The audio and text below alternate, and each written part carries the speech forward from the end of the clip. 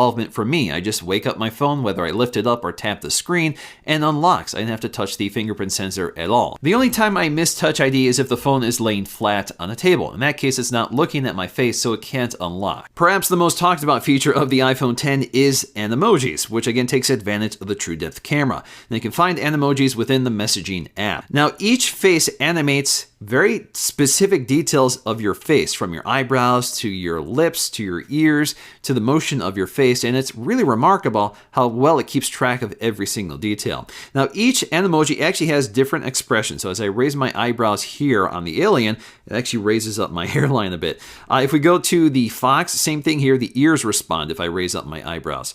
But you can see it keeps track of my lips, so I can parse my lips, I can scowl, I can smile, or I can just shake my head. So if you want to record an Animoji, you have a record button right here. So you can just talk like you normally would. It records your voice, records up to 10 seconds, and will keep track of every single motion and expression. Pretty cool, huh? So next up, let's walk through this interface, which has changed quite a bit. So we do have Raise to Wake, so it waked up the lock screen so we could take a look at it, and it unlocked for me right away. So you can see it's pretty responsive here. So if you take a look at that lock, it unlocked, saw my face, and I'm ready to go. So I can swipe up to get to the home screen. But before I do that, I'm going to take a look at this lock screen. So we have 3D touch actions on the lock screen. So you can 3D touch to get to the LED flash for our flashlight.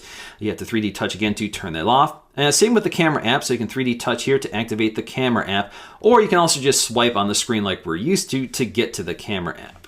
Now if you swipe to the right, we still get our widget panel with all of our widgets, which you can modify, and then we have our date and time up top. We do have 3D touch on this phone. In fact, we have 3D touch dynamic wallpapers here. So if I 3D touch on this wallpaper, you can see it animates for me. Also from the lock screen, if you swipe up, you get to your notifications, and then if you swipe from the bottom, you get to the home screen. That can be a little tricky until you get used to it. So taking a look at this home screen, the first thing you need to know here is that the home button is now a swipe up gesture. So again, pretty basic. Now personally, one of my favorite changes with this interface is the swipe action to switch between previous apps. And it works extremely quickly and reliably. And to me, this is a much more natural and quick gesture compared to what we had before. Now to get to the classic overview, just swipe up and hold until it pops them out. And now we can swipe through them. So we can go ahead and activate one of the apps we want here, or if you tap and hold, you can edit this and swipe up. So this will close out the app, and then we can go ahead and exit this. Now, if you swipe up now, this will actually just bounce you back to the home screen. Another big change is the gesture to get to the control center. So what you do is swipe in from the upper right corner where the battery status icon is. Now, because this notch takes up so much space, we no longer have a percentage indicator with the battery icon. In order to see the percentage, basically you have to swipe down to get to the control center, and there you'll see it in the upper right corner. Taking a quick look at the control center, there is a setting here to know about. So if you 3D touch on the brightness slider, we have two options. We have night shift, which is a feature we've had before, but we also have true tone. So this is where you can turn that feature on or off. And for the purposes of this video, I've kept it off. Now, because we don't have a home button, we have some new button combinations to remember. So to get to Siri, what you can do is tap and hold the side button. What's the weather like tomorrow? It's going to be cold and wet tomorrow. Of course, you can also just say, "Hey Siri, what's the weather tomorrow in Toronto?"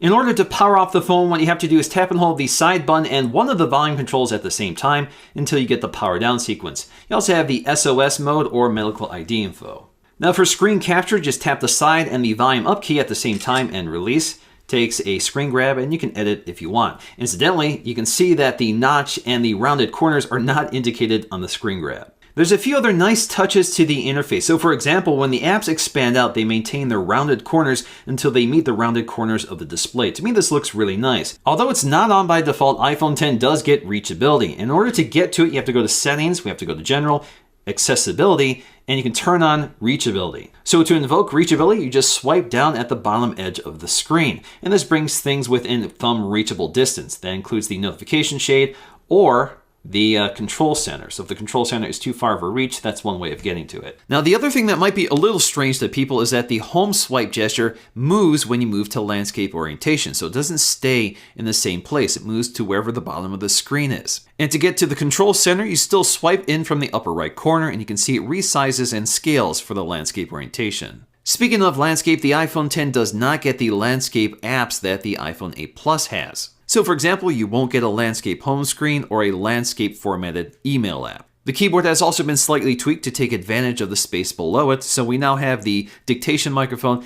and the keyboard selector in the corners. iPhone 10 does come with some exclusive wallpapers, but they don't come preloaded. Now, they're available from the wallpaper selector under Live Wallpapers, so you can choose one of 3 different styles. They've also updated the dynamic wallpapers for the OLED display, so you get a black background, which looks a little more impressive. In addition to exclusive wallpapers, the iPhone 10 also gets an exclusive default ringtone called Reflection. So let's go and take a listen.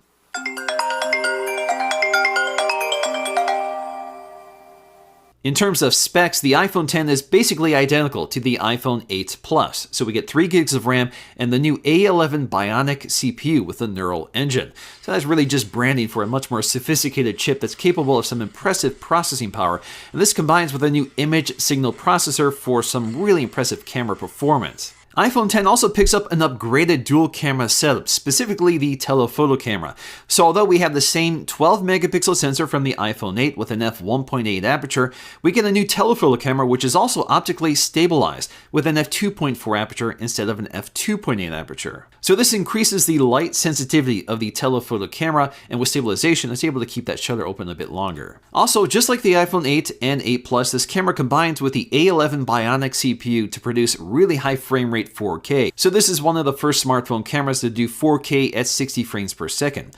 We also have 240 frames per second slow motion at 1080p resolution. Now, one of the new effects with the latest iPhones, the 8 Plus and the iPhone 10, is portrait lighting. So you can actually apply different lighting effects using that portrait mode. You can also turn off the portrait or lighting effects after you've taken the photograph, or change them if you want a different effect. Thanks to the True Depth camera, we also get portrait effects for the front-facing camera. So that includes both a portrait mode and portrait lighting. So basically the same effects without the benefit of a dual camera like you need on the back of the phone. Right now, it doesn't really look like the effect is working that well because it blurs out my ears and the edges of my head, so it doesn't look very precise. So hopefully they'll fix this later. In terms of camera quality, I really have to repeat what I said about the iPhone 8 Plus. And if you want to check out that video, I'll leave that linked in the description below. But again, we have vibrant colors, which is something that the iPhone 8 and the iPhone 10 really improve upon from the previous iPhones. Previously, they were kind of flat. Of course, all images come out really sharp and clear with great dynamic range, exposure is just right, and HDR processing is excellent, so it doesn't strip away the color as it used to.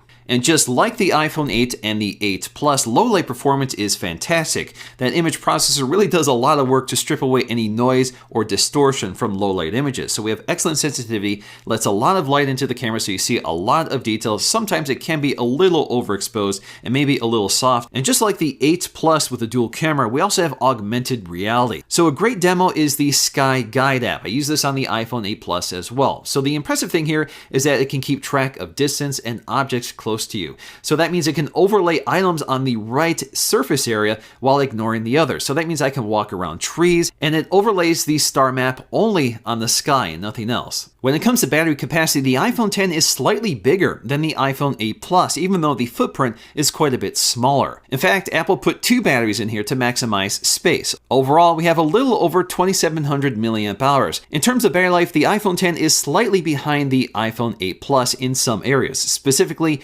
internet usage and video playback, which is about an hour less than the iPhone 8 Plus. So if you want the best battery life, you probably still want to go for the 8 Plus. So in the end, the iPhone 10 has a laundry list of fantastic features and things it gets just right, from the speaker quality to the fantastic OLED display, which is one of the best out there, and the design is just stunning. It's one of those devices you handle and just admire. I really like most of the UI changes. I think it makes using the device a lot easier. Face ID is also a big improvement over Touch ID just for the convenience factor, even if Touch ID may be a little more bulletproof. And we have one of the best camera systems on any smartphone today. Now, as an iPhone 8 Plus user, the only thing that concerns me right now is the slightly weaker battery life, at least according to Apple. But we're going to have to test this over a long period of time to really see how the battery holds up. Alrighty guys, hope you enjoyed this in-depth look at the iPhone 10. If you guys want to pick one up, make sure you skin it with a D-brand skin to keep it protected. I'll leave that linked in the description below. If you guys enjoyed this video, I really appreciate the like, and I hope to see you in my next video.